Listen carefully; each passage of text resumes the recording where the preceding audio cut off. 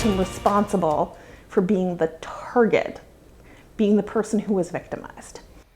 That reaction to an incident that sent a student to the hospital. Now at 5, the Wapato School District now facing a lawsuit over its reaction to that incident. Thank you so much for joining us on this Friday evening. I'm Jason Valentine. And I'm Madeline Hagan.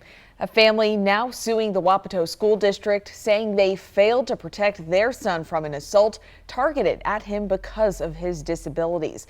Also claiming the school blamed the victim instead of supporting his recovery. KapKVU's Emily Goodell spoke with the boy's father, who says his son will never be the same. Being born a little different, Drake Martin has faced his share of challenges. He's delayed a little bit.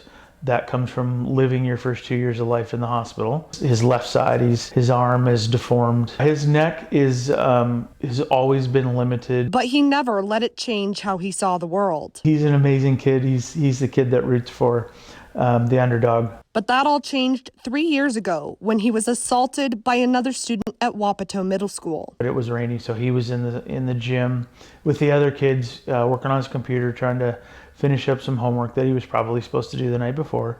And a group of 3 kids surrounded him and started trying to mess with the computer.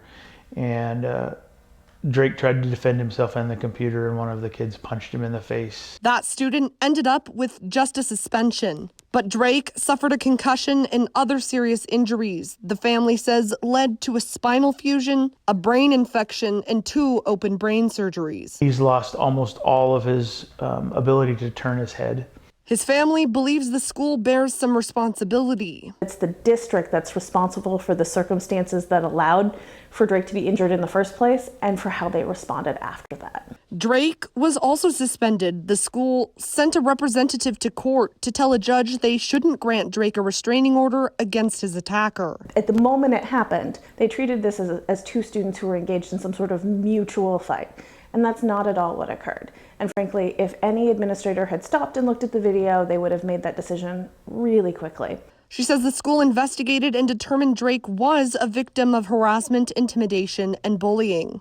He accepted tutoring from the school for a while, but never went back. And ultimately, he's now been enrolled in Zilla School District and is doing amazing there. Despite taking steps forward, Drake continues to suffer after the attack. Physically, he almost died. It was a good solid week and a half where he didn't know who we were as his parents.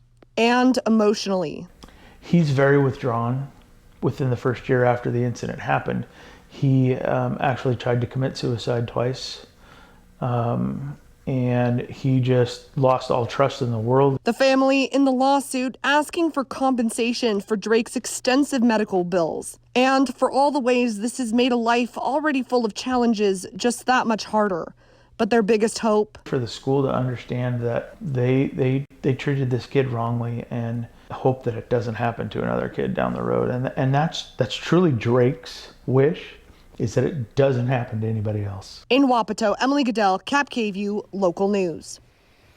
And we reached out to the Wapato School District about this case, and they responded with a statement. It says the Wapato School District recently received notification about a suit filed in federal district court regarding a student-related altercation that happened 3 years ago. While the district is not able to comment about the details related to this ongoing litigation, what we can say is that since the case was just recently filed, we are working with legal counsel through the very early stages of responding to the filing.